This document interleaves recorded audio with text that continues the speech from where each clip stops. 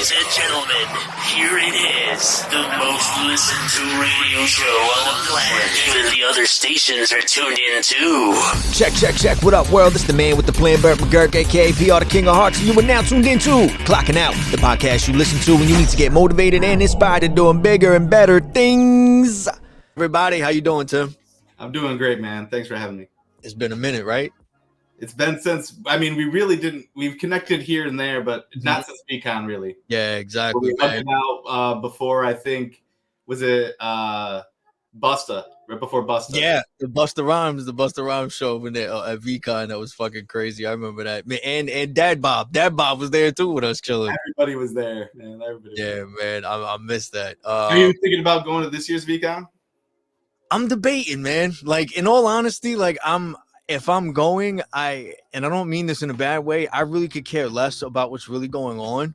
I honestly, if I'm going, it's because I want to see people again. Or I just want to, you get what I'm saying? Like, I could care less. Like, yes, I'm interested in the shows or events or whatever they got going on. But in all honesty, I could really care less about that. I worry less about that. I'm more worried about, am I going to see my friends again? Am I going to see? Because I was never around that type of energy. And I feel like the best day out of all the days of VCon from last year was the field day where we were all in the field meeting with each other. It wasn't the speakers, it wasn't the performers, or what, like, all of that was a plus. But as far as just chilling and hanging out with people and just like, it was like a big family barbecue. You're totally right. And that's why I asked, is because I'd hope to see you there. I'm debating myself because it's an expensive trip, as you know, going to LA. We're both East Coast guys, so yeah, going out that way is a little bit. It's a couple of nickels. So we gotta figure out where we're going. And I'm penciled to go up into speak at NFT NYC. So it's like, how many trips do you have in you? How many of these exactly go to? But you going? If I knew you were going, it would make the. If I go, Eric's going with me. So that we already established that. He told me, he's like, yo, if you go, I go. I was like, all right. So now it's on that. Now we're waiting to see. Well, one of my other buddies I usually hang with is not going, and so but I know I'll find fam there when I get there. It's just a matter of cost, honestly, for me. No, it's the same over here too, man. I think everybody's hitting that spot right now where we're making decisions whether it's to do something or not based on financial situations. So trust me, you're not alone, man. I know that I went to the grocery store the other day and I'm just shaking my head. You just got to wait for it to be on sale and stuff on certain things. And it just the same way. That's crazy. But, the world is always going to evolve, and people like you and me, we like to adapt. So exactly. I don't love to see the prices go crazy, but I'll roll with the punches, whatever happens. We have to. We got to go with it. You know what I'm saying? So since we last talked, man, what have you been up to? What's been new? I know you've been doing your thing with the teaching and everything, and I love seeing that. I've been seeing all the videos you've been putting out of the updates of the V-Friends content and stuff. Thank you. I love it. I love it, and I love seeing you in the teacher environment again. Like, when we spoke, I always got that from you. Like, you're a good listener, you're a good speaker. Like, you clearly think before you speak, and you always take into consideration the other person. You get what I'm saying? Like, you have your passion into things, and all of us rant online about shit. Trust me, like, we all do that and it's not to talk shit. It's not to put anyone down or nothing. It's because we have a passion for certain things, and when we see other people that don't take it as seriously as we do, or that care about it like we do, we can't help it but speak our mind. You get what I'm saying? It's no different than Gary with sports. Like, he's gonna fuck your team and all, but really it's nothing against them. It's just he has a love for it. We have a love for the things that we speak out about or we rant about online, and it's not because we want to be negative or hating on nobody. It's just we love it that much that it bothers us. There's only so much you can see that you care about go on and people bash on, that you can only stay quiet for so long, Totally. But besides for that, man, like, you've just been doing a lot, and I love the new stuff that you've been putting out with the V-Friends update stuff. Like, I really like it. So I want to touch a little bit on everything and catch up from where we last left off and what's going on now. Yeah. So as you know, I'm an artist, right? You've seen my bots, you own my collection. I've had a lot of setbacks with that in the last year. I was working full time in Web.3 for NFT NYC, which is, it's like an event where people go and speak in New York City. They're going on, I think, their 7th year now. They've been in the game. They're OGs of OGs. And the event was very small, and it peaked up and got really huge. And there were 16,000 people when I was a part of the core team. And I also worked for NFT London and went to with the team there, and got a lot of experience in Web3. And I really thought it was time for me to spread my wings and fly. I had this art project inside me that it was telling me it was time to put it out. I spent a lot of time and put a lot of energy into it, and I put it out in the world. And I had a partnership with VFriends. You know, I had the Mint Mink partnership. I put everything into place to be successful, and it just wasn't as successful as I wanted it to be. And I probably could have said that no matter what the result, right? And looking back, I'm thankful because the contract is locked. I had a contract through Third Web that had some issues. Anybody in the Web3 space that's a Third Web supplies smart contracts, and the smart contract that we used on the contract was compromised, and I had to lock the collection. So all the bots that I distributed are now frozen in people's wallets, and I'm going to treat them as soul-bound tokens, which you don't know anything about NFTs. Soul-bound tokens they can't be transferred. So the tokens can't be transferred, and that's kind of what that is. And so I feel like I've let the community down, and the last year has just been me.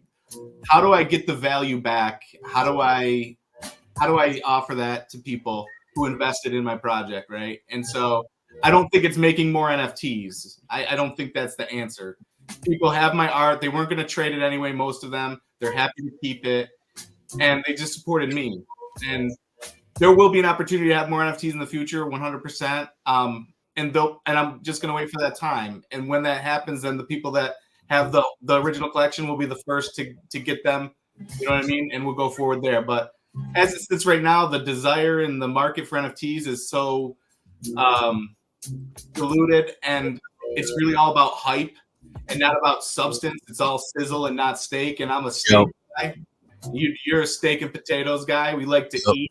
We don't care about the show. And so it's just going to be years of work, man. It's going to be, if I want to build the bots, like these bots, if I want to build these things, like, oh, there we go. I fucking love it. I fucking love them. You know, like, it's going to take years. And it's going to take one shot, PR. It's going to take one person seeing them that works at Pixar, or Disney, or DreamWorks, and they see what I got. And they see that I've been doing it for 5, 10, 15 years. Exactly. However long it takes, man. This guy is going to be a household name. I believe it. I see it, man. Whenever I see any of your designs and stuff like that, I fucking love it. You don't understand. Like, it literally just reminds me of like old school, like cartoons on Saturday morning. You get what I'm saying? Or like just any of those things you would see on cereal boxes. And like, so when I see that, it's like, I can see it being something that's out there, that's on a product, that's in a household. Like, you know, I don't, that's why I don't doubt it. I see it, and I see your passion. I see how you actually care about what your goal is. I know that you want to do like actual positive things with what your plans are. You get what I'm saying? A lot, it's like you say, a lot of people are all about hype. They make it seem like it's one thing, and they make all these empty promises, and then once they get their money, that's it. They dip and they leave, and then people are left there like, yo, what happened? And I feel like that's why the market is the way that it is in the NFT space, is because in the beginning, people had good intentions, but after those people got blindsided by the money and they left, everyone jumped in thinking like, oh, it's going to be this type of thing. And then it just turned into, okay, how are we just going to make money out of this and leave before it gets too bad? You know? I think a lot of people did leave, and I think it's because it got hard. And, you know, you see a lot of projects just dry up and wither away. And listen, I'm guilty of these same things. I don't know much about business. I had to change from VectorBots to LivingBots. You know all about the situation that I've been in. And so, but everything that's happened, I feel like it's happened for a reason. And I'm honestly happy that VectorBot Tim is dead, and that Tim Livingston has replaced him, and that LivingBots has replaced VectorBots. I honestly, I feel like it felt right when I shifted it, and I wouldn't have done that without the reason. And honestly, I could have fought that. You know, I could have fought because I had the NFT blockchain evidence of having a first sale there, right? And so, but I chose to just go like water and take the path of least resistance, because it's a long-term thing, and honestly, I just like LivingBots better. What are your thoughts on that when you saw that I shifted? Did you? I'm not gonna lie. We spoke before you made like the public announcement. I'm pretty sure, because I already knew what was going on. You explained the situation, and you told me that you were working on things. And once I saw that you changed the name to LivingBots, I loved it also. I love VectorBots, don't get me wrong, but I also love LivingBots. You get what I'm saying? It still goes with what you're trying to do. And it's like you're saying, we're good and we like adapting. It's not something that we would choose, but when it comes and there's no other option, we're ready for it. We've already been accustomed to adapting to so many different things and pivoting.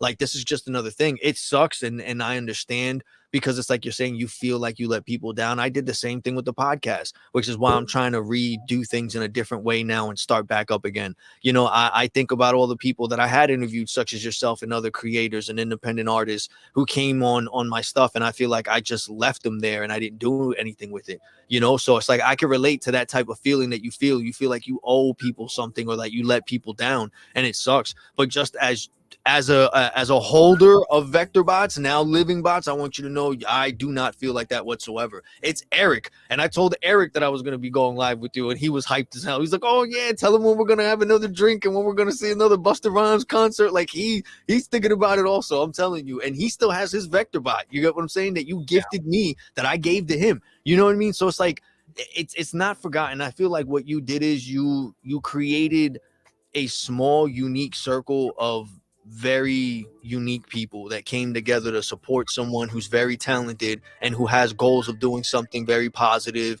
And no one, I don't think anyone regrets any of that. From meeting you to meeting each other in the community, from learning what we've learned, from getting the experience, I don't think any of us will ever hold anything against you or make you feel like you failed us, because that's not the case whatsoever, bro. You're still drawing. Your VectorBots are still alive.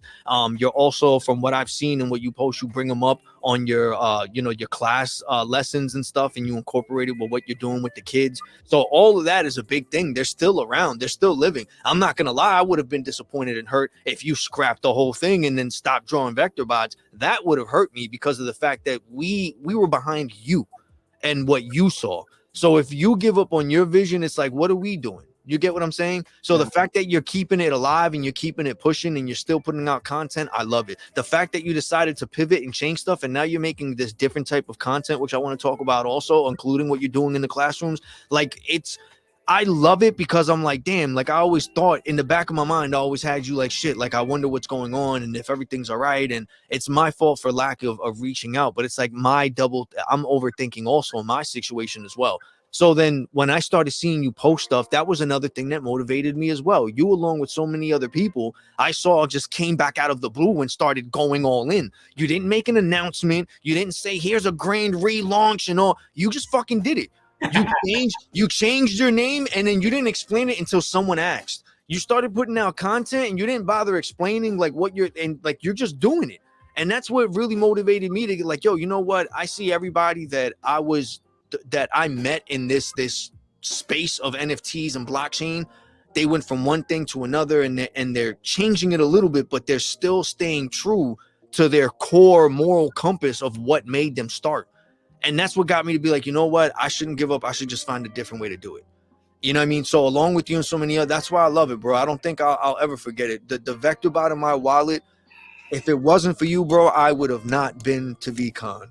And I needed that more than anything that you know, bro. So I'll always be indebted to you for that. Brother, And, you got me fucking tearing up. I'm being honest with you, bro. I promised myself I wouldn't cry. You know what I'm saying? you didn't understand, bro. If it wasn't for you and Eric, if it wasn't for you getting a ticket for me and Eric, if it wasn't for Eric, riding with me so I wouldn't be there alone and everything like that, things would have went to a dark place, bro. I felt alone. I felt lost. And if it wasn't for VCon and the people that I met and those few days that I felt so like on top of the world, bro, I'm grateful. So please don't ever think that. Like that VectorBot in my wallet means more than what you know, man. I'm telling you. This conversation means more than you know. You reaching out. I know we've gone back and forth a bunch, and that's why I love building community, because I love reaching out. I'll tell you a story today. Every day when I drive home, I call 4 people, and most of the time one of those 4 is my mom. Most of the time, the only person that answers is my mom. But sometimes one of my 4 friends from back in the day, or whoever I'm calling that day, picks up, and it's great. And I don't hold it against anybody. People got shit going on, you know what I'm saying? But like, we just got to stay connected, because it's so important. When I talk to my buddy from back home, it's like, WWE's coming up and Royal Rumble and the the WrestleMania and we're bullshitting about The Rock, you know, because we used to watch it back in the day. And it's just like old times. It's so great. And like that's what this new content is giving me, like from the comics, the latest video I posted, like this nostalgic feel that the V-Friends is giving. I'm thankful that you see it in my work as well. That really makes me feel good because, you know, I'm an 80s baby. I love it, bro. You don't understand. I like that's the vibe I get from it, and that's why I gravitate towards it, and that's why I feel like it's gonna be big because I know I'm not the only one, and that's slightly it's a different change of pace of what we're getting now. You know what I mean? And not for nothing, the way I see you do your videos and the way I see you like explain stuff, you seem so relaxed and comfortable. Like you're in your zone and like you're just like, look, I really don't give a shit. But like if you're watching, you're watching. If you're not, but look, this is what I do. And you say everything in such like you know what the fuck you're talking about. You know what you're doing. And it goes to show that you literally don't give a shit about the views or all the. You're more cared about like, look, this is the information and this is the proper information. And I put in the time to make sure that you're getting the right thing. You get what I'm saying? And that's what I mostly get from it. And it shows that you're actually putting your time into the things that matter when it comes to the content. And you're not wasting it all the flashy glitters. You know what I'm saying? Like all the gimmicks. This is what I'm going to do. Just fucking do it, right? Exactly. Like, exactly. And that's what I fucking love. You want to change something, you don't have to justify it to anyone. You got to apologize. Exactly. You shouldn't feel bad about being taking a break with the podcast. Sometimes that's what you need to do and reflect. Yo. Have you ever read Rick Rubin's book, The Creative Act? No, I want to get it. I listened to it because I don't read, but man, you'd love it. And it really helped me. I listened to that when I was job searching. And, you know, getting back in the classroom has been, if I would have developed curriculum that I wanted to with the bots, it would have been garbage because I wasn't in the classroom developing the curriculum for the bots. I need to be in the trenches, bro. I get you. Yeah, I get you. I got to see what Generation Alpha is all about. Dude, they're skibbity crazy, bro. You know? Yeah. They're so fucking skibbity crazy. Yeah. They're a different beast. These middle schoolers that I got, how old are yours? My son is 8 and my daughter's 12. So I would be teaching middle school. 7th grade. He's in middle 7th, school. 8th grade. Oh. Yeah. It's a bonkers time. It is, man. It is time for them. It is. And it's interesting to see, like, they'll pretend they're live streaming. They'll be like, oh, chat, oh, so Sigma chat. And like it's like you're not live streaming right now, but they're you know what I mean? That's what they're thing doing now. Exactly. That's their thing. Crazy. It's crazy, man. From the slang terms that they have now. Cooking? Bro. Like you don't understand. I hear my kids talk. And I'm like, what the hell is going on? Like, and then I start thinking about like when I was a kid and the things that I used to say. And then I'm like, all right. Dude, I think about that a lot. But I'm like, would I enjoy teaching 12-year-old Tim? I don't think so. Exactly. That's what I think of. I think of my kids, and then I'm like, I was a lot worse. I'm like, you know what? This isn't that bad. I'll take it. They're so interesting. And it's great because they can't have cell phones. It's the first time that I was able to get the phones like out of the classroom because I used to teach high school, and it's just impossible to police it. You know what I mean? Like they're I was wondering. Like it's my daughter. She tells me there's no cell phones in school, but she has her cell phone.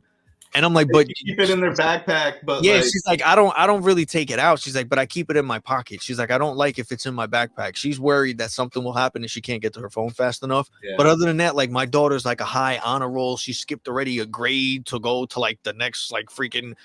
I don't know where she got it from, but it sure as hell ain't you, brother. Her mom. Nah, I don't know. I doubt it, bro. My son came out like me. He's the one that's like, I did my homework, and in class the teacher's like, he hasn't done homework for 2 months. We don't know where it is. Like that's my son got me. My daughter, on the other hand, I don't know. Even her mother says it. I don't know where she got it from, but she's a total like bookhead. She'll argue with me like, I don't know why these other kids don't get it. Like they give us the answers. They're in the textbooks. Just read the textbook. That's all you need to do. She's like, they're not giving you the test. Man. I'm telling you, the bar is low. I keep trying to push these students. It's hard. Like we had a meeting the other day and they're like, how do you get intrinsic motivation? How do you get a kid to get self-motivated? Like, what's the answer to that? Yeah. And you want me to solve this? Like, shit, this sounds like a job for the parents, right? But like, that's crazy. We got to try. And I do try. And it's you got to hook them in on something that they enjoy, right? So it's like, you got to get them on the hook so you can reel them in. And it's easy for me because I'm teaching computers because they want to be on a computer anyway. And I can teach them stuff so they can be better at it.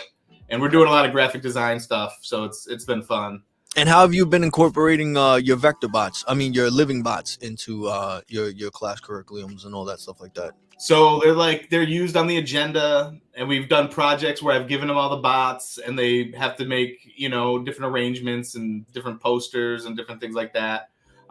It's fun. It's just the first day I was there, I had a printout of every single bot that I made, the 26 original bots, and I showed them all to the class, and I explained each bot, and I'm like, the best way to learn who I am is to see my artwork, because you'll see who I am through my art. And I explained why I made each character and what they represented, and I think that really resonated with a lot of kids. And so, they don't know the bots by name and stuff like that, but they know, that they respect the artwork. Yeah. And, I've been doing graphic design stuff on the side and AI a lot, and I've been showing them a lot of like my AI generated images and like using them in Photoshop, because they're not copyrighted, so I can use AI images in educational settings, right?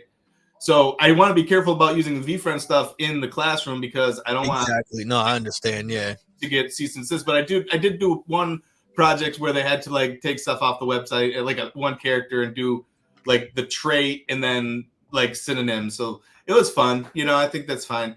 And I'll just put it under the umbrella of fair use. Yeah, definitely. I think so. And as long as I'm not profiting off it, I think it's fine.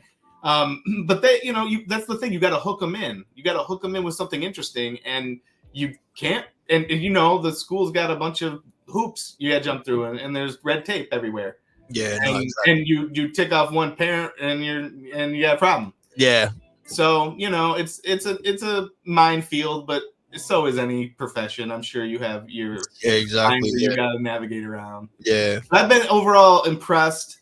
I think this generation gets labeled as lazy. Like younger generations always get labeled as lazy. I don't necessarily think that's the case. I think they haven't seen, the kids that I teach haven't seen hard times. The ones that are really good and self-motivated, they have successful parents that have kind of instilled that in them from the young age. So it's so hard to teach a range of kids. You know what I mean? Nah, I hear you. I understand. It's one. Nah, see, I can't. It's just me and my two kids, and I feel like that's too much. I don't know how you do it as a teacher, bro. And then at the same time, everyone has like their own way of learning or their own way of understanding things, how you speak to them or how you explain things to them. So it's like you have to not only memorize that, but you got to go from one to then you got to switch the speed and the pace for the other one to like. So I commemorate. Oh, and here's the thing: bro. They don't tell you what they like because they're afraid to tell you, right? They're like, most of them are afraid to ask questions. They don't want to be looked at as someone who's a try-hard. Yeah. You know what I mean? Like there's that whole thing, and so you got to break that wall down. Exactly. You spend a good amount of time breaking their defenses down to really get less in middle school, though. Less in middle school, to be honest. Like high school, cool. The walls are built higher. For sure. I hear you. It's crazy, man. So as far as when it comes to teaching and everything like that, though, what do you say is like one thing that is beneficial from teaching, whether it's just as a teacher and being around other teachers and just that environment, or teaching different types of kids from whether like how many, what is this like you always done middle school, or like what are the different like grades that you've done so far? So when I first moved to Florida, I took the first teaching job I could find, and that was for an elementary art. So I've taught preschool all the way up to 6th grade for a year, really 3/4 of a year. All right. I couldn't handle it the whole time. I moved to a high school after a little while. It was, dude, I couldn't do it. It wasn't teaching art. It was arts and crafts with humans that don't know how to use their limbs yet, right? And hands yet. And I mean, like the older kids was fine, but like, I just want them to try, like trying to get somebody to draw something, and like they'll mess it up, and then they'll just be like, I don't want to keep going. Like, it was actually more challenging than I thought. I thought art class would be an easy sell, right?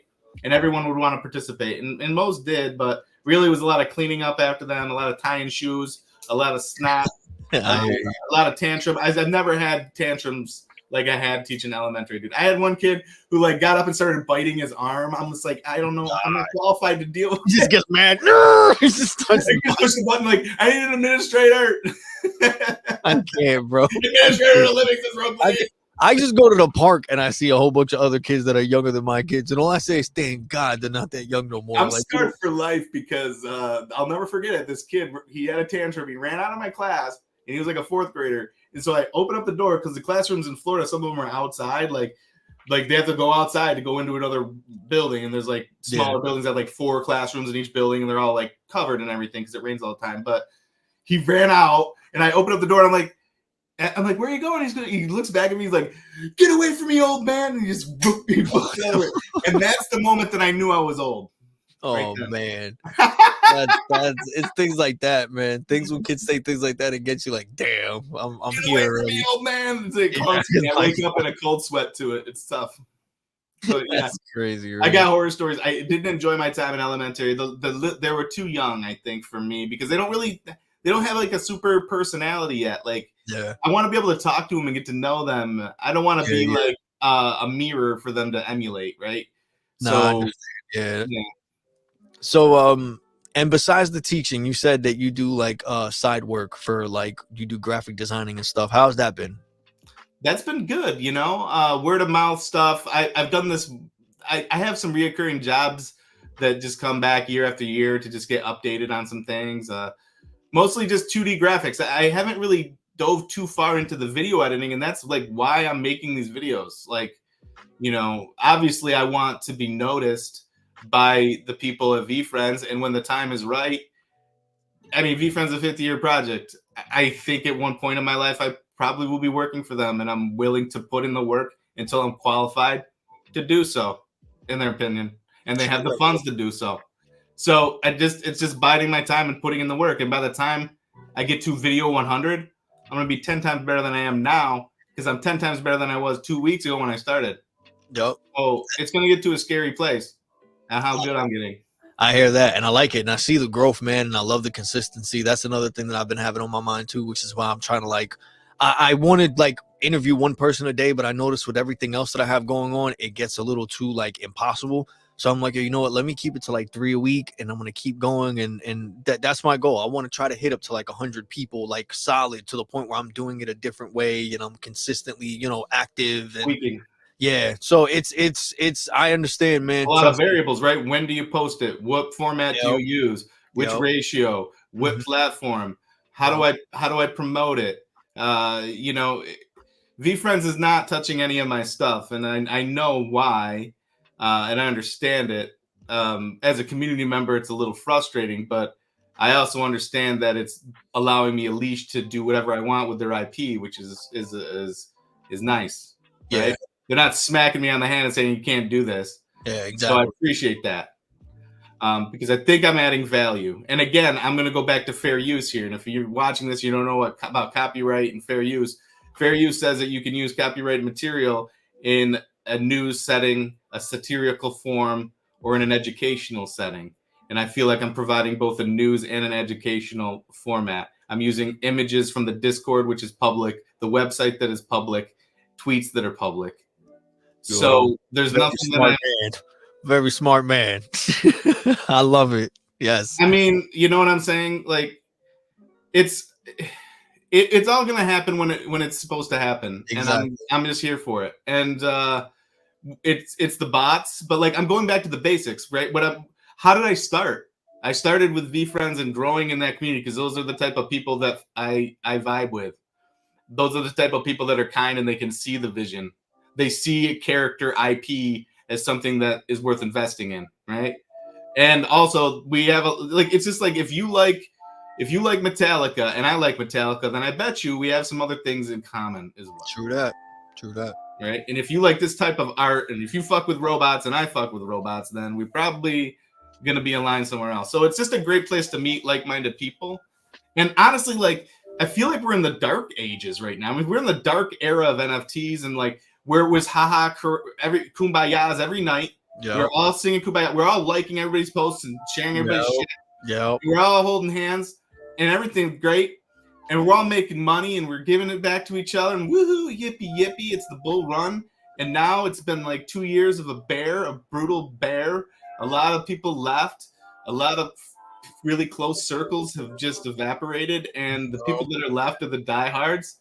and we're just doing the best we can to keep this space on life support until we can get another big wave come our way. If when we Exactly. get this wave, let's not fuck up as much as we did last time. Exactly. Let's try to provide value while we're making our bags, and that's I've given a Pudgy Penguin away. I've given a World of Women away. I've given 5 V Friends Series 2 away. I don't talk about that shit. I'm saying it now because I think it's important just to explain, like, my journey has been providing value to the community as my cornerstone, a pillar of, because I wouldn't be where I'm at without them. I wouldn't have been able to buy the Pudgy Penguin without them. I wouldn't have been able to buy the WoW without them.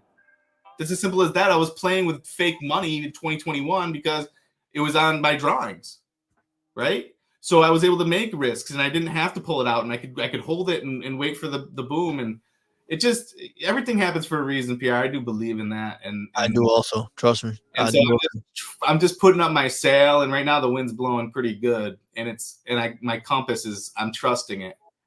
And so, I was in a funk, man. After I put 500 hours into the generative project, that ended up only, if you want to know the numbers, only 89 people paid to mint it, and it only generated about 2 ETH total in profit because I ended up having to spend like 4 ETH dropping tokens to VFriends holders for the mint partnership, because it happened during like a peak. Like, I don't know if you remember, gas was crazy. It was like, yeah, it was crazy. I know what you're talking about. I remember that time. But I made a deal, and I said I would get it done, and then I did that. And so, but I'm not going to cry over spilled milk. Everything is a learning thing. Nobody was pissed when the contract was locked. Not a single complaint, not one single complaint. And people paid money for my artwork, and they invested in it. And like, I was like mildly offended by it, because I'm like, yeah, you fuckers don't even care about this shit. But upon reflection about what you said earlier, going back to it and how you weren't intending to get rid of it and what it means to you, like personally, doesn't have a shit to do with what the floor is and what the ability to sell it for anything more. Yeah.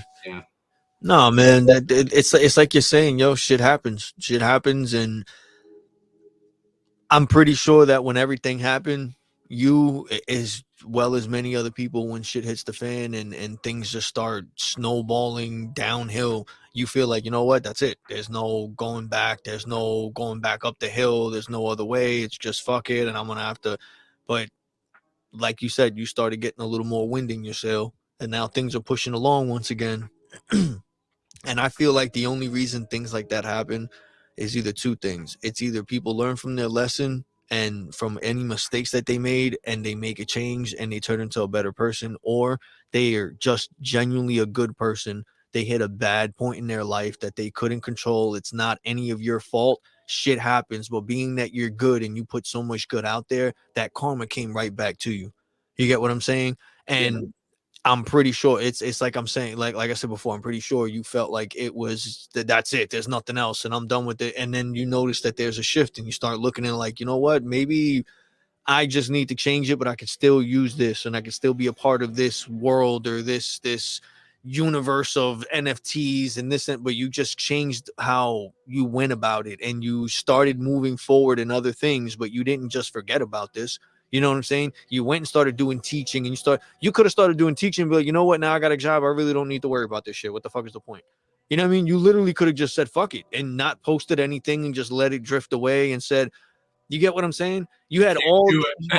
You say that I could, but I can't. No, like, but that's what I'm saying. That's what I'm saying. Like anybody else in that position would have been like, you know what, fuck it. And like you're saying, like, oh, no one cared. No, you had enough excuses or reasons to be like, you know what? At the end of the day, I don't give a fuck. And if anyone comes at me, you don't give a fuck neither. So but you didn't. Instead, you got loud about it. You made a point that, listen, I care about this much, and regardless whether you guys care or not, it's something that bothers me, and I need to make sure that I fix it for myself and that I do the right thing. But like I said, I know for a fact that the people who are in those circles, the people who spoke to you and supported you and were there, I highly doubt that anyone looks at it like, damn, why did I do this? Or why is it in my wallet? And now I can't get rid of it now. Because I don't look at it like that. And it's like you said, that's why I said what I said earlier. A lot of people don't know the amazing things that you do, which is why anytime that I get the chance, and anytime that you're brought up, or anytime that I have the opportunity to bring up what happened, how you got me to VCon, I make sure that I say it. whether they know you or not, but I make it clear that, yo, there are still people in this space that actually have good fucking intentions, and you're not going to tell me otherwise, because I know a good amount of them. You get what I'm saying? And that's what I love. I love to be able that when people are like, oh, they're scams, they're this, be like, nah, bro. And it's even Eric. That's what I love about Eric too. That was Eric's first experience in the space. And all he got from it was like, yo, people are this fucking nice. That's all he got. He never said anything about like, yo, you can make this much money, or you could flip this and you could get that. And he never said anything about the financial side of shit. He understood it and he's like, oh, that's dope. You made man. But what really surprised him and what really got him into it, he's like, yo, people are this fucking nice. He goes, I understand bumping into one nice guy or two. He goes, yo, literally they're coming in waves. He goes, and you think it's just all for show. He goes, yo, but I've been here 3 days and everyone's been the same fucking way with me every day. He goes, there's people I don't know that I'm trying to buy something and I'm short $1 and they're all willing to jump at, yo, here, take like, he goes, or they're willing to give me their seat, or they're willing to just give me a hat that they paid for that I think is cool, but I don't have the money. He goes, yo, like, this is a crazy space. He goes, because it's really overwhelming how much there's people that really give a fuck. He goes, it's rare to find this many people that actually care about other complete fucking strangers. Yeah. Then anyway, he goes, you can't, we're from New York, bro. Everybody here is like, fuck you, get out my way. What the fuck? Why'd you leave the house? You get what I'm saying? Like, that's everybody's like, so to be around people like, yo, how are you? Are you good? You okay? You need something? Like, it throws us off. And especially me, like, I didn't expect that neither. I expected the people like you and who I've communicated with online to be that way. But they were complete strangers. I met more people there hand to hand and firsthand than I did meeting people online that were just so openly, genuinely nice and like it was just a lot of people online don't say anything online. Exactly. Some people are introverts online. They're just, I don't want to call them creepers, but they lurk. They don't post. Yeah. Like, I'm not shy about my shit. You know, I'll post my shit and I'll post exactly. But like, it's all about intent, dude. So I'm not afraid to pull the camera out and just record myself for 60 seconds and then post my shit on the internet. Because I know I'm going to do it in a way that's respectful, at least that I think is respectful, and I can back that up and say, and if I did fuck up, I'll own up to it. Like, it's not that hard. People just take accountability for when you screw up, and that's really like no one cares about the excuse. The excuse is for you. Once you realize that, it makes everything easier. And I tell my students this all the time, like, everything is your fault, whether it's your fault or not. You need to understand that you need to plan. You know, if someone's going to swerve in front of me, I need to know that people are on their cell phones when they drive half the time. I need to know that. So this is my fault. I need to stay away from vehicles. I need to, you know what I mean? I need to keep away from certain situations that might get me into some trouble, or like, exactly. It's just, I told my kids also, I'm like, I don't care if you leave here knowing anything about computer science. I want you to leave a better person. More responsible, more organized. See, those are the more, we need more teachers like that. All the other shit you forget anyway, bro. Exactly. It's no different. The same way that people in the NFT space or blockchain or whatever went from actually focusing on trying to do something different, productive, with value, and just make a change in the space for other creators and stuff and lead by example, and they got blinded by money and all they wanted to do was just show up, say whatever so they could clock out and get their money. It's the same with, I feel like, with a lot of teachers nowadays. It's rare to find teachers such as yourself that is actually focused on trying to just create a safe, welcoming space for kids that lets them be themselves, where they don't have to fear getting judged. They don't have to think about any decisions. They actually just go with the flow. They do what they think of doing. You guide them in the right direction and you let them know, like, listen, the whole point is for you to be you and know that it's okay to be you and to just find what it is that you actually want to do and care about. That's it. I'm just giving you options of, look, these are some things, and this is, a lot of teachers don't do that. A lot of teachers want to go there, look at whatever they got to teach the kids and just put on a movie or point and say this and give out a test, and that's it. At the end of the day, you're sitting there and you're trying to open up to these kids and you're giving them something personal. You're giving them access to what you're creating and your imagination and your goals and your passion, and you're doing that in a way to let them know, like, yo, it's okay to do it too. What's yours? Because I've never in my entire life, yo, as a kid, I never had one teacher ever ask me, what do you want to do? What do you like? What do you have a passion in? Do you like, I like music. I like drawing. They just look like, okay, you're going to be a problem. You're a kid. You're going to be loud. You're going to, like, you know what I'm saying? A lot of them are more worried about if they're going to pull out their phone than they are if they participate. And you're more concerned like, shit, how can I get these kids to fucking get involved? You get what I'm saying? Other teachers would have been like, thank God, that's one less fucking kid I gotta do. You get what I'm saying? It's that type of attitude that I've noticed a lot more than I have of people such as yourself. I've noticed that the genuine, kind, loving, caring people are like so rare, or they're so quiet in the sense that they do something loud and worth paying attention and giving your time to, but instead it gets muffled by all the other fucking bullshit, bro. All the flashy this and flashy, like, I hate it. And that's the thing. Like, the community went from being people who cared to now it's people who act like they care until they get what they want and then they disappear. You know what I mean? I was down about the community. I was like, man, this isn't what I remember. This is, and so what can I do? That's why I started making the videos, man. I'll flood book games anytime you want to talk about it, but like, it's okay. You don't need to dunk on that. It's like, it's easy. It's everyone knows what it is. I don't need to go into it, but like, I can highlight and educate, and like, I'm not just educating about VFriends. I'm educating about how to navigate OpenSea, how to navigate Discord, helpful tips and tricks here and there. And then going back to what you said about the classroom, I think that like when you take the fence down, the cows will roam anyway. You know what I'm saying? Like they're gonna roam. Yep. What else is there to do? Like as long as you give them some framework, like there's a barbed wire, there's an electric fence way in the woods, but you can explore the woods a bit. That's fine. And also too, to defend teachers. They get paid shit. The amount of demands that are on my debt. Like tomorrow, I gotta be at the school until 9:00 at night for international night. Yeah, no, there's so much. Like I got to grade. That's another shit though. I understand that part, and that's another thing. I do believe not only just because this is what happens though. And kids can wear you down. Exactly. They will treat exactly. They that's will the thing. bro.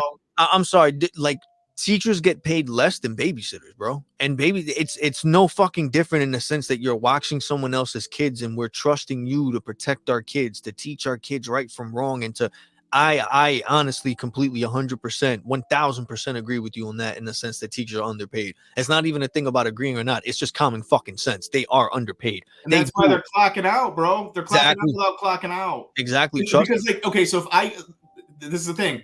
I'll spend hours grading something and I'll grade it rigorously and I'll give a kid that usually gets hundreds and 95. And then he'll come back to me when I give it back to him and be like, what did I do wrong? And I got to document all this stuff. And then I got to tell him exactly what he did wrong. It's easier for me to just give him 100. Okay, I need to fail a kid. Okay, well, guess what? It's just easier to just give him a 60. Yeah. We have to give him a 50 anyway, PR. That's the lowest we can give him. Wow. And so, like, it's just like the bar is that low. And, like, I don't know. Some of them are motivated, but, like, there's the grades shouldn't be the thing. I don't grade my elective classes. I give all the students 100s, and I tell them, you're all getting 100s unless you don't play ball. They're all playing ball. Right, but we're more free. We don't have to worry about the grade. We just worry about learning. Yeah, that's the way it should be. That's the main event. Yeah. How do you overcome obstacles? It doesn't really matter what the obstacle is. You need to learn problem solving, organizational skills, communication skills, soft skills, how to show up on time, how to be responsible. Yeah. I would say that we have a lack of that as adults. And children. Yes. Here's interesting. Okay, I've got 100 students. I got 120, but for the math, I'll give it to you in a different format. I have 100 students. I gave them all a paper with their grade on it on Friday before the long weekend. How many students were able to bring it back signed by their parent? What percentage? Bro, I'd say like, because I'm in the percentage that to get your lowest grade dropped, all you had to do was get your paper signed on Friday. But it was a long weekend, PR. Oh man, President's weekend. Okay, so I laughed, bro, because I was that kid, bro. I was that kid that'd be like, yeah, nah, my parents aren't signing. Yeah, I'd crumple it up and throw it out the window. I got a few back crumpled.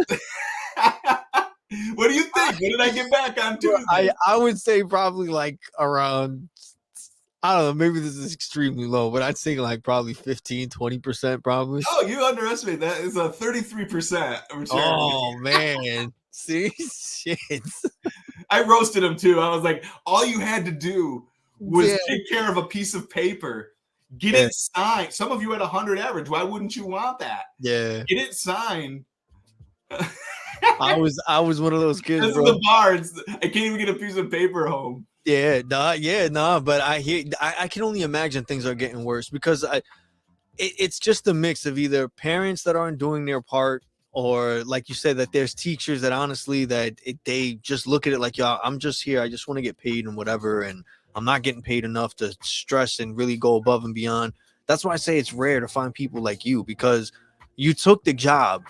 And yes, I'm sure you needed money and you're in a tough situation, but you took a job teaching kids. Like, I guarantee you could have found another job getting paid the same thing, doing something different. Some But other this things, yeah. this is what you wanted to do. You get what I'm saying? So the fact that you push through all of that, whether it's what you're getting paid and all the stuff you have to deal with, you still go there with the main focus on the kids and giving them the best value. You Yeah. get what I'm saying? It's like being in a messed up relationship and you staying for the kids and you're getting your ass beat every day. But you're like, you know what? I love my kids and I want to. That's not right. But at the end of the day, you're not even putting yourself first. You're putting the kids that aren't even yours. You get what I'm saying? That's the thing that fucking like hits me. It's like, and people don't notice that. You know what I mean? It's my son's teacher, and he goes in and out of classes. Like, he's his school, like for his art teacher, he has a different art teacher, and he goes right back to his class. And it's like, so it's little things like that. And when I go to parent teacher conference, like, I get to see all of them. And it's like, you go from seeing one teacher that you could clearly tell doesn't give a shit, and it's just like, okay, here are the grades. He does bad, he does good, he doesn't do his homework, he doesn't. But you could tell they don't pay attention to any of the kids in class. They just go over the grades, but there's nothing of, I see he gets distracted, or maybe he's bothered, or maybe none of that. Then there's other teachers that they'll go, this is his desk and he always has it organized, or maybe it's always a mess or whatever.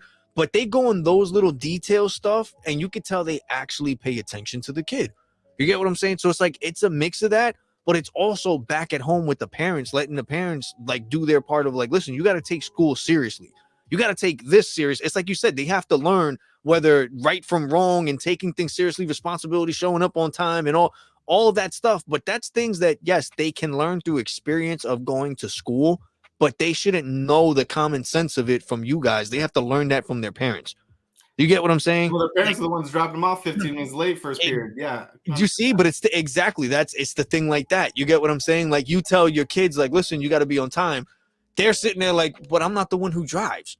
And then they go and tell their parents, and the parents are like, well, you get there when like, you get what I'm saying? It's that type of thing. But at the end of the day, you guys are still dealing with all the other stuff no one else wants to deal with. Whether it's after class where their home discipline is much different, right? Is a dynamic situation. And also, I'm not their parent. Exactly. And my hands are tied in certain situations, and I can only say so much. But like, it's intent. I care about them, so I'm not gonna hurt their feelings intentionally. I'm not gonna do anything. I'm gonna provide them a safe space where they can be themselves. And I'll yell, I'll get upset because listen, sometimes they need to get some fear God in them. You know, I gotta be like, listen. I'll be like, does that say Juan on the outside of the door, or does it say Mr. Livingston? Because I went to school for a bunch of years. I got certified in 13 programs. When you do that, you can make all the decisions, right? Like, I'll just roast them. And it's just, but it's like, you got to understand, like, I'm like, I'll put things in perspective. But I would never go to the meeting with teachers and then just be playing games while the principal's telling us what we need to do, right? Exactly. Like, how disrespectful would that be? Do you think I'd have my job long? No, exactly. You know, like you and so we need to set them up for success. And I don't think that the modern school is doing that. And I'm trying to change the machine from within, which is probably next to impossible. But honestly, I'm not trying to change the machine. I'm trying to change and be an impact on the kids in that room, the 120 we got. And that's enough for me, you know? Yeah, no, and I love it, man. From one parent to probably anybody else who's out there who has kids, I am truly grateful for people like you, from being a teacher, also from just being a great individual yourself, regardless of whether you're teaching class of kids or not, but just you as a person. NFT, blockchain or no, teacher diploma or no, classroom or no, you're downright an amazing fucking person. You have a gold heart, and you're focused on doing the right thing, and it shows in the way that you speak, in the way that you carry yourself, and the things that you do. You take it serious. You have a passion behind it. You show that you have a passion behind it and that you care about it, and you don't do things carelessly. You do things with a purpose, and your purpose is always to do something good, productive, and positive, whether it's for yourself or anybody else. And I'll always love that, bro.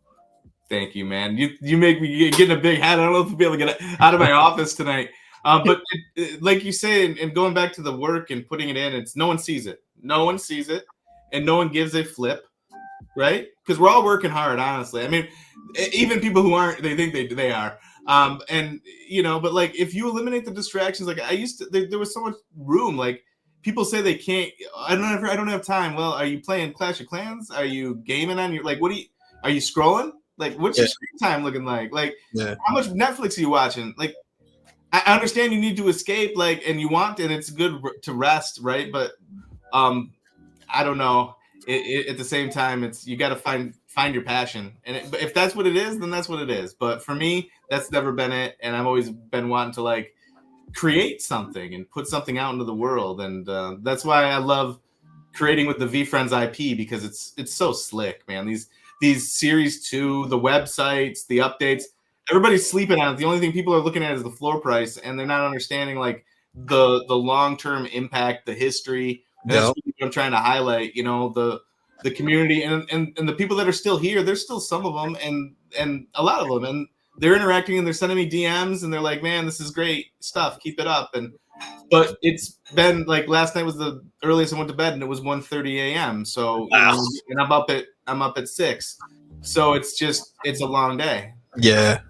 So but I am determined. Every day I get one done, it's like here's another one. Like I'm this many away. I'm X number away from getting what I want as far as like my career in Web3. I feel whether that be more successful as an independent artist or with a project like VFriends or World of Women or Cool Cats or whatever, because people can see my content and be like, oh, well, what if we had him make content like that for us? Exactly. Don't stop it, bro. I love it. It's amazing content. It's great. What makes it even better is that you're the one doing your stuff. You know what I mean? There's so many other people that may have all this overlays and stuff, but that they get it from you. You're making it yourself. It's you can see in every bit that you do, you see a bit of yourself in it. You get what I'm saying? It's really making it unique to you. You may be talking about VFriends and stuff, bro, but it's like I'm really oblivious to that. It's just Tim telling me what I need to hear, and you're telling me in the way that it's no one else can talk about it like you. You bring your own energy and your own style and vibe to it, and I fucking love it. And that's what really got me to watch the shit. Like I didn't give a fuck that they were announcing shit for VFriends. I'm like, yo, Tim is putting out another video. I gotta fucking watch this shit. Like he's like, you get what I'm saying? Like that's what got me to see it. Everything else is just a plus. You get what I mean? Like I literally saw your stuff, and I even said under the comment, I didn't even know the VFriends website updated. I didn't know it looked like you were showing all this shit. I was like, yo, VFriends dropped some new shit, and you're like, no, this is just an update of the. Oh shit, they updated. Like it's things like that I didn't know that it wouldn't even hit my radar if it wasn't for you. You get what I'm saying? And I think that's the case with a lot of people. A lot of people, like you said, it's not that they just upped and left. They're kind of just sleeping on it now. Being that the hype died down and a lot of people just went their own ways and stuff, everyone's kind of just like whatever about it. Unless there's like a giveaway or something like, like no one really shows up. And if they show up for a few. And when they see it's not something they can gain from, they're out of it. You get what I'm saying? So it's just what it is right now. I think it's just weeding through all the fakes or all the temporary people. I was saying it in another stream the other night, and it's obvious. It's so obvious. It is. I feel like it's just in the beginning of the wave or in the beginning of NFTs and all that stuff. It was people who really saw the potential behind the technology and really understood it and really saw it as something to give us hope to create our own thing and really have control over it. And then it slowly started turning into the thing of you can make money fast. You can make money fast, quick, and easy. And then out of nowhere, it was just, And then all those people came and kind of fucked it up for what it looked like or what it could have been. And now everyone is just like waiting around for like some messiah to come out of nowhere with this project to make them $1 million so that they could get out of it because they've been in it for too long. And then there's others that are sitting around waiting to get that feeling again of what happened in the beginning. So it's like, it's rough. It's rough right now, but I think if people really hang in there who really truly believe in the space, as corny as it sounds, I feel like there's hope, and that there's going to be something that's going to come along and really pay off for everyone who's really seen the true potential behind the space, the communities, the technology, whatever you want to look at it as. But I think, again, it's the genuine thing, and it starts with people such as yourself, keeping it real. Thank you, man. I try to be genuine. I try to control my emotions as much as I can, and do it in a respectful way. Because if you're genuinely a jerk, cover that up. Yeah, exactly. But dude, it's been a journey. It's been a ride, and I feel like the guy that DM'd Gary like 5 years ago before VFriends, who shittily photoshopped him, trying to get his attention to maybe work as a graphic designer for him. That guy has nothing on me. And in 5 years, I won't have shit on that guy. So, I would just want to keep getting better, man. But I want to work with the best, and that's why I want to be there, because like we all saw the potential, at least I did, in the characters and the idea of like how big Disney is and things like that, and like really having these characters that we can believe in and lean on and teach the values that we talked about that these kids are lacking in the school system, right? Yeah. Because I can tell you, like, there are some teachers that are working really hard. There's some that are working hard. They're just not super qualified. There's some that just they're qualified, but they've been there for 20 years, and the education has completely went up on its head in the last 10, and then another 180 in the last 3 or 4 because of COVID. And so it's just been through the ringer, man, through the absolute ringer, and like, there's no good deed goes unpunished. So if you're the person that's leading the charge and you got all the energy at work, then they start piling more on your plate because you can eat it. Yeah. And I've been lucky that people don't know how, like, that I'm as technical as I am until it's been like this cousin. He's like, nah, fuck this. I did a professional development like a couple of weeks ago where I showed them like what I was doing in the classroom, and it like blew their mind. And now I've been summoned to a few rooms to help. Now Tim is the principal of the school. Nah, I don't want to be. Never, dude, never. They deal with all the problems. I just deal with like. Okay, so if I reflect it back to my work at NFT NYC, the work at NFT NYC was relatively easy, but it was repetitive, and if you made a mistake, it was like big. You had like a lot of followers follow the account. You can't email things and have it in writing from them. Like, if it's not, like, you got to stay to your word. Like, you're dealing with complaints, you're dealing with people with attitudes and FUD online, and there's a lot of stuff you have to navigate, so it can be tricky there, but it's really not that hard. But if you screw up, the stakes are big. Like, if I have a lesson and it's a flop, like, ain't no big deal. We'll just make another lesson tomorrow. True I'll tweak it by third period, and we're gonna be better, right? So it's a great place to be in the laboratory and experiment, because like the principal can't be in my room every day. And listen, what they were doing before I got there was putting them into an online program where kids were just clicking through. You know what I mean? Like. And learning code through code.org, and it's just an online, like, you could do that at home. Like, what's the point? Like, what's the point of that? In my opinion, like, you have to pay money to get the software, and like, they did a good service to the kids, and it's a great resource, right? But you need I needed somebody to explain it. Yeah, no, I agree. I'm more of a, I gotta be a hands-on. Yeah, I gotta be a hands-on, someone physically there type of person. I'm not, and I feel that that's a good amount of other kids too. Around the time that they started doing all that virtual learning stuff, a lot of kids, that was their first time touching a damn computer, let alone, you get what I'm saying? Like, trying to navigate through stuff. They were just used to regular tabs and touch and point, and just, it was a lot to process for a lot of kids that really didn't have that I guess soft entry into that, and have that experience playing around with that, or really trying to understand things. And it's hard. It's me, like, I was thinking about it also, like, when my kids had to deal with that stuff, I wouldn't know how to really process that the right way. And all I would be thinking about is how, like, I wouldn't really, it's like you're saying, you're doing stuff on a computer. That's what they want anyway. But at the end of the day, it's like, if you don't have someone there really like guiding you or telling you, listen, do this, stay on that, I would have been finding any way just to get through the day to make it seem like I'm working, to play on the computer and not, you get what I'm saying? So it's they tried. They tried. That's what I'm saying. It's hard, but when you have someone, you have an actual teacher that cares and that's there to show you and teach you, it's like, yes, you understand and you can comprehend that you're a kid, you're gonna do this and that, but I have to stay on top of you. Like, listen, okay, that's cool and that's funny, and I get that, but we got to get back on task. You get what I'm saying? Everyone needs that person to keep them on track.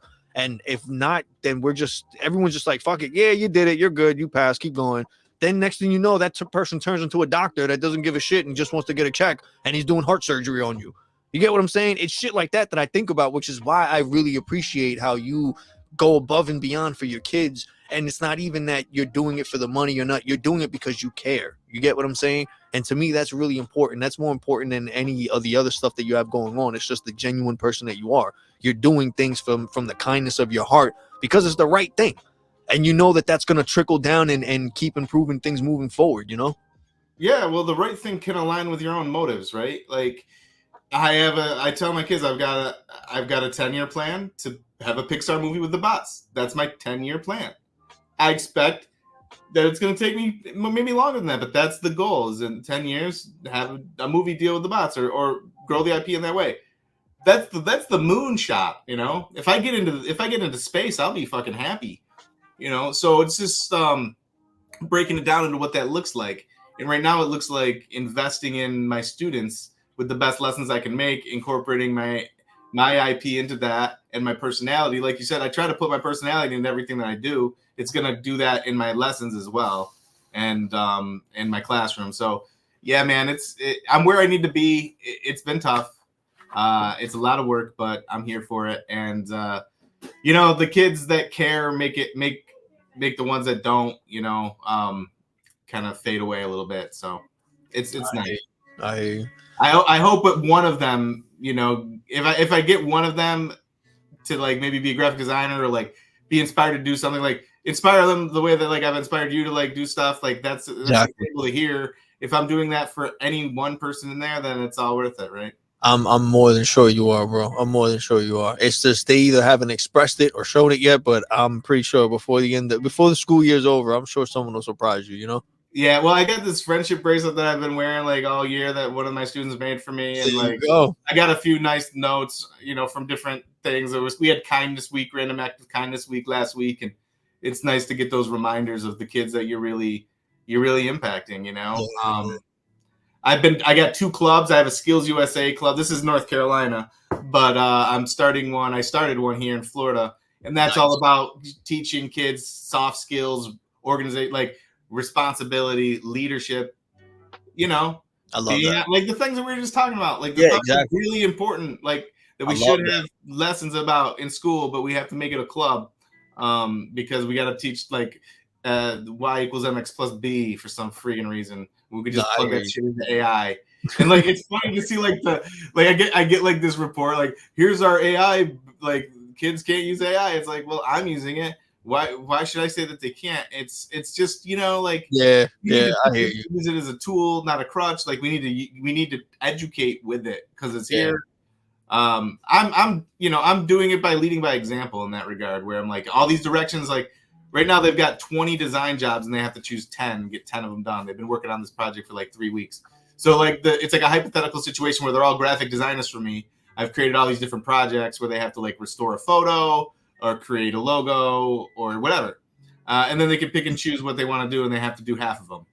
And so, you know, it's just kind of fun to see them all go in that way and getting involved with it.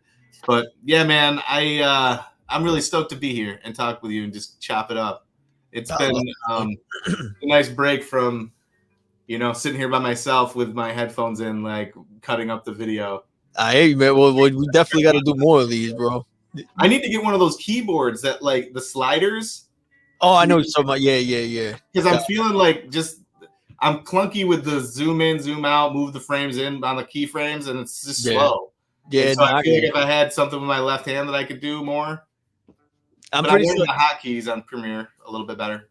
Yeah, that's what I mostly use. Also, I've been using I started messing around with CapCut and using that, but on the desktop version and playing around with like the graphics and things like that. But then I jumped from CapCut. I also do Premiere Pro, and then I also do iMovie. Like it depends on what I'm doing, but I literally jump around from all of them. The one that I've been most comfortable with, but it's literally really limited and really simple, is iMovie because it's the only one that I've ever had, and I've done all my stuff.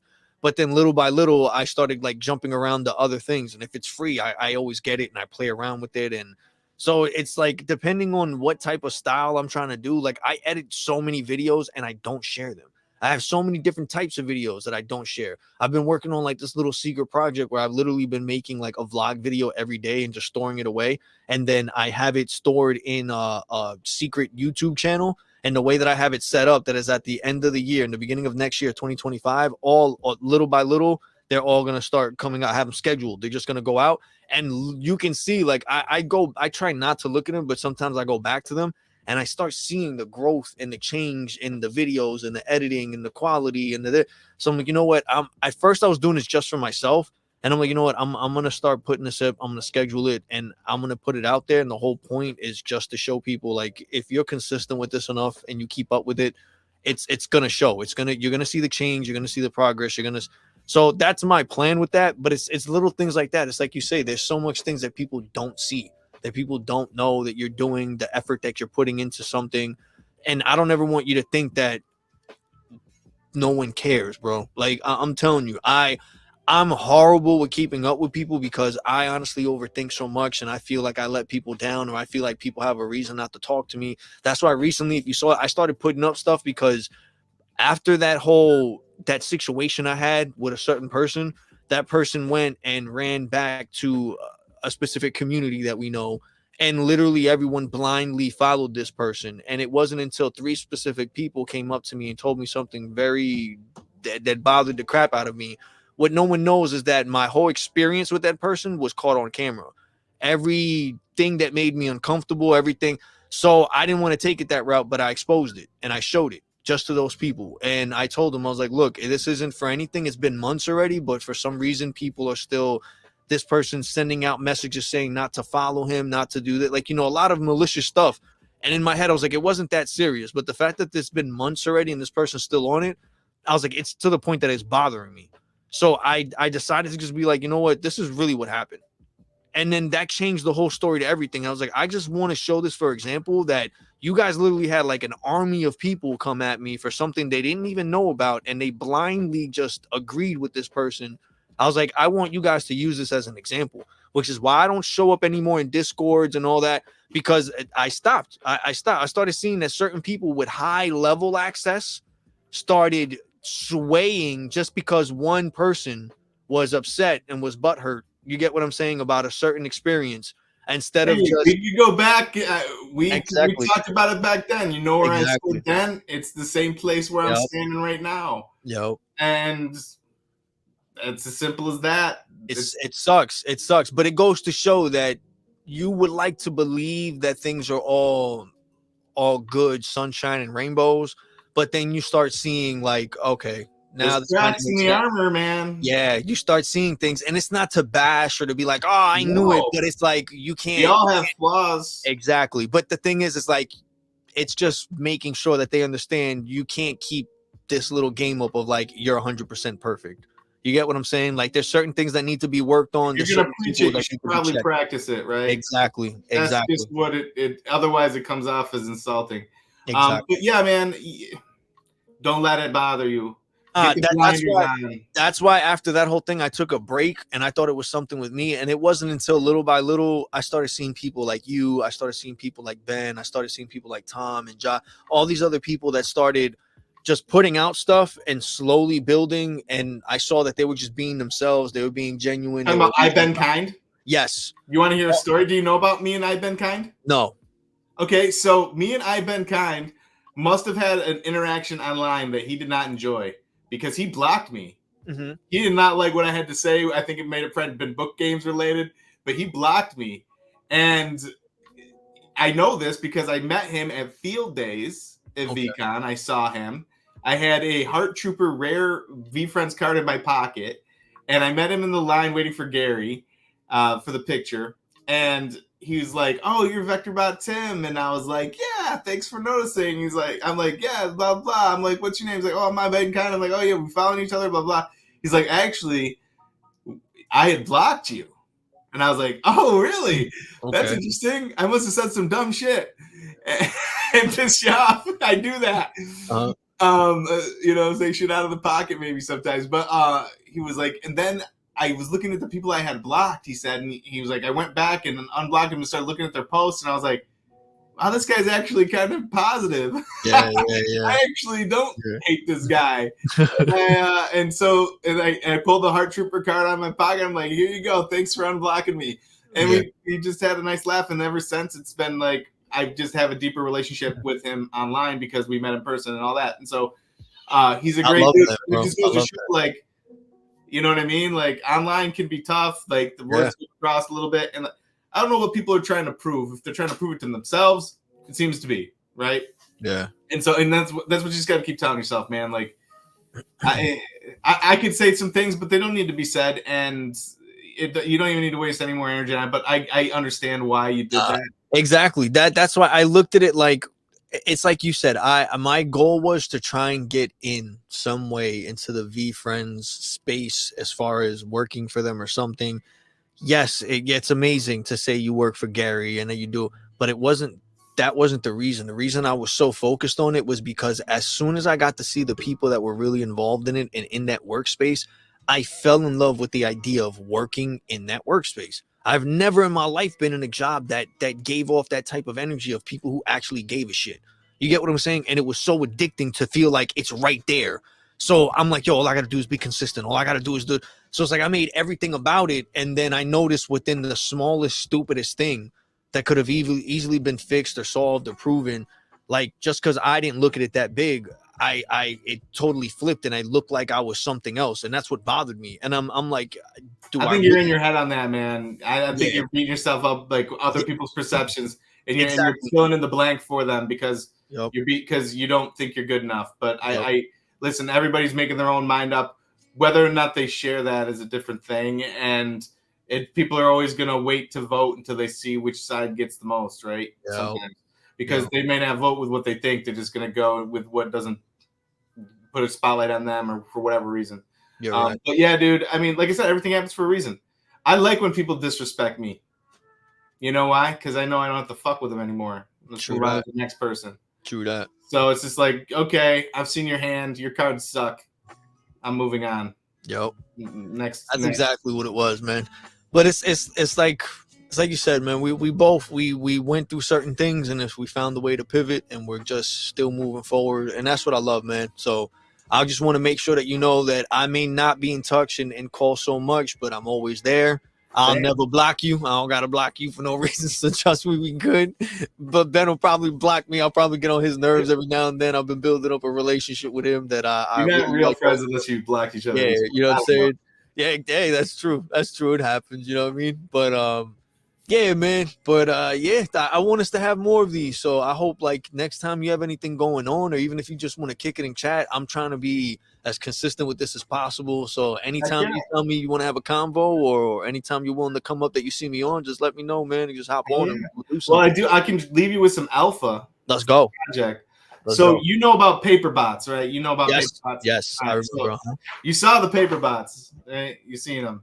Yes. So what I want to do for all the people that have these soulbound tokens now is I've got this pad, we're going to film drawing them all, and I'm going to mint the video as the NFT and then give, both. That's dope. I like that. So I think that, I want to make the VCon with a stack of bots because, mailing things gets pricey. Fuck. See, now I got to go. Don't worry. I'll get you yours. But I think it would be fun if I numbered them all and then gave people choice. The people that get in first can choose which ones they want. That would be dope.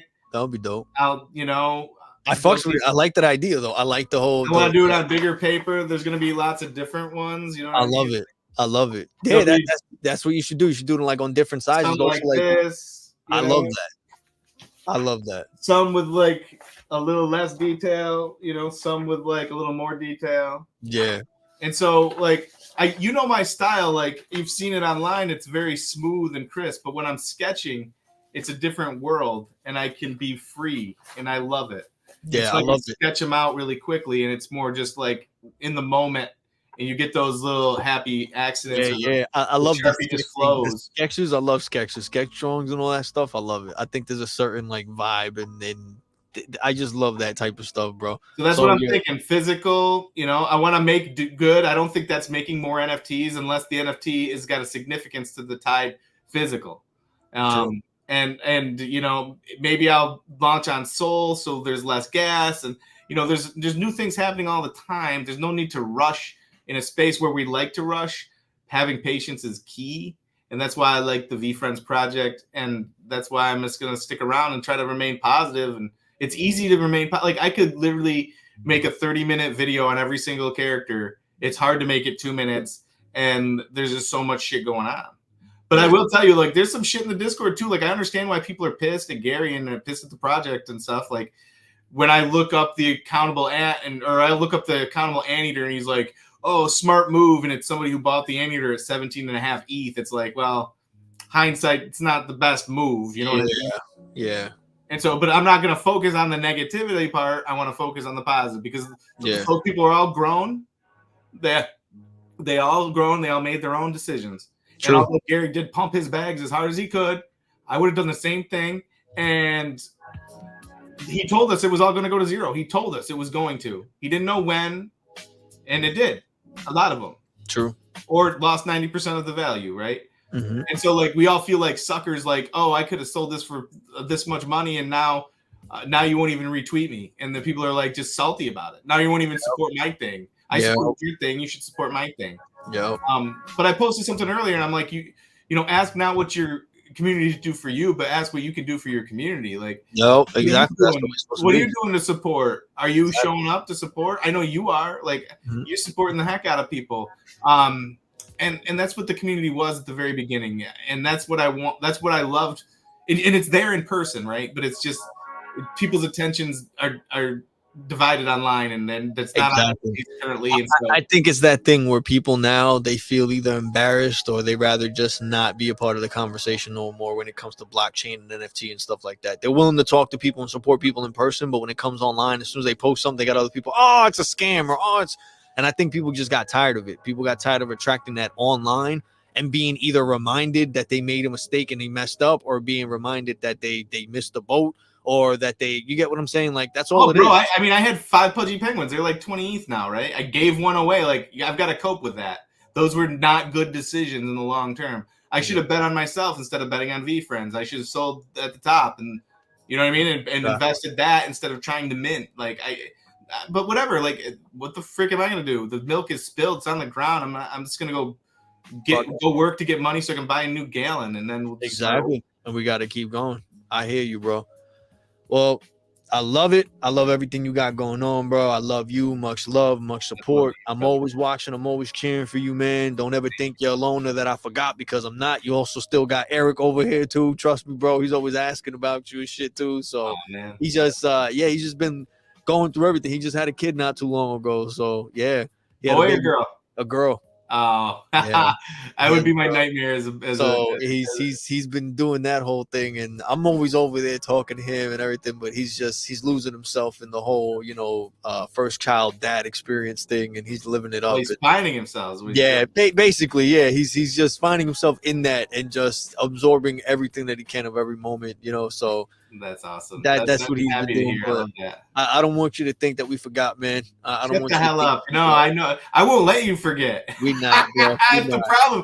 I'm gonna be like just fucking on your feed, dude. You just can't get. I'm just like cockroach. Trust me. It's. I don't want to lose that, man. I value the relationships I made because of VeeFriends and the people I met at VCon, such as yourself and many others, way more than the people I've met personally who aren't even in my life no more. So, you know what I'm saying? I value you and so many others that I'm going to do what I can to make sure that I keep you guys in my life. You know what I'm saying? So, thank you for coming by, bro. I hope Gary, the next time he fucking drops you better fucking put your wallet address out there next time he's doing it. Bag like all the other ones. You fucking deserve. Bro, I'm so mad. I heard that people were getting like all this stuff on the stream, and then I went on and I didn't even know all that other stuff was going on. Someone won a computer, someone got some money sent their way to start something, and oh shit. Apparently I was the only one that didn't try shooting my shot or asking or like I'm like, you gotta shoot your shot, bro. Even I've asked for a dude multiple times.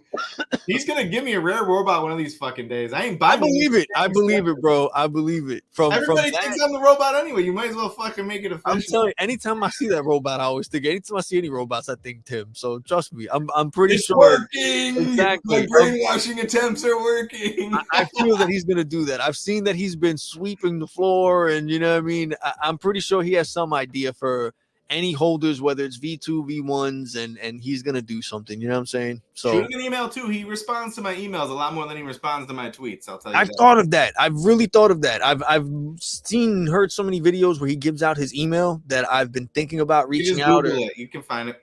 That also probably. So and I've been debating on it, but I've just do it. Yeah, I might just have to. Short. Do it. I might just have to. Yeah. 2 sentences. I'm definitely gonna work on that and see what's up. But yeah, man, like I said, I really want us. I want us to do this again. I want us to do more of it. As you see, my little vault over there is growing little by little. Yeah, you know, I got my shit. You know, yeah. I have the ape card up here because I was going through some of my stuff. You got a lot of cards? You've been collecting? No, for V Friends, I only have the ones that you see right there for V Friend cards. I'm trying to collect all the whole set, but I'm missing. You can see the ones I'm missing. Yes, I've seen. You got a lot of stuff, bro. Yeah. You literally have everything. I want to see what I could do and get my hands on a box or two or something like that and see what's up. What's your favorite character? What the ones you resonate with? Me, I like the Knowing Gnome. I don't know why. I really like the Knowing Gnome. The Knowing Gnome is for some reason whenever he first do it, I wouldn't have placed you with the gnome, man. Yeah, I don't know why though, and that's the thing. And I hate gnomes. That's the other thing. Like, you know, the little garden gnome shits, they bug me out. I fucking hate gnomes, but you love the Knowing Gnome. That's the thing. It's so weird. Like, for some reason, when I saw the video of him drawing it, the red hat and everything stuck in my face. And then ever since then, anytime I go somewhere, like I know all the other ones and all the design, and for whatever reason, anyone asks me, I'm like, the Knowing Gnome. And then I was like, I don't know. For whatever reason, it's in my head. It's stuck. Anytime I think V Friends, the first thing that pops up is Knowing Gnome. I don't even think of the black cat. I don't think of nothing. I just think Knowing Gnome. I don't know why. So because that was your first taste, probably. Yeah, I think so. I think so. So my whole thing is like, I don't know what or how I'm gonna make it happen, but I'm definitely gonna I want to get a V1 Knowing Gnome just to have it. I just to have it, because in my head I know that I want it, and I told myself I'm gonna get it, and I feel like it's just I have to do it just for myself. So I don't know how. When I'm president of V Friends in about 10-15 years, I'm not sure how long it'll take me. I'm gonna be waiting. I'll make sure you get hooked up with some gnome shit. I'm gonna be waiting. The day you sign the contract to get it, I'm gonna be there looking at you. You're gonna be my fucking D-Rock, bro.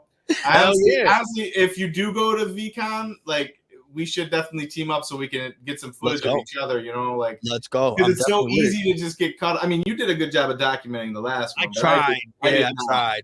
I gotta do. I want to do a better job at it. I feel like I'm improving on. Shut up! You did a good job. You just beat yourself up. You don't have to be perfect, dude. It just needs to get better every day. True. You're right. What I'm saying, like, what I find is that it gets later at night and I'm like, fuck, I gotta go to bed, and I just speed up my process, and it's fine. Yeah, it's fine. I hear you, bro. Like, one misspelling, no one cares, and the you know what I mean? Like, but we're definitely gonna do it. I'm definitely, you don't understand. Every time I talk to the more and more I've been doing these podcasts, the more I've been talking to people, the more and more I feel like I have a better reason to fucking make it happen and go this year. So don't worry about a ticket, because we can make sure that happens, and just worry about like planning if you can make it there or not. That's what I'm doing as well. There's gonna be enough, V fam there. Just like when we went to the Nationals, I got put up by somebody that was living in Chicago. And yeah, I'm gonna see about that and work on that also, because like I said, if I go, I'm gonna go with Eric, which does make things a lot easier also. And it's true. Like, if we can link up with other people to make things more affordable for everybody, also that's also a good thing. Not even that, it's just to have a good time as well, you know. But yeah, have to be on the team by then. But who knows? It probably won't happen. But I'm gonna fucking damn try. I need a summer job. Gary, hook me up. I'll do some graphics and videos for you over the summer. Might lead into something else. But I got event experience. But anyway, we've been trying to wrap this stream up for a while, but we need to stop talking because It's like all an old buddy, man. You're like, you bring me back. You remind me of one of my buddies from home, and like it's just like that feel that I get you, bro. We're Yeah. definitely gonna catch up, man, and definitely get things rolling. But I'm always here. You know where to find me, bro. I love Same. you. Much respect. Keep Love you. doing your thing, and we're definitely gonna make things happen. Everybody else, for those who are watching this pre-recorded and everything, thank you so much. I love y'all. Have a great night and see you on the next one. Peace.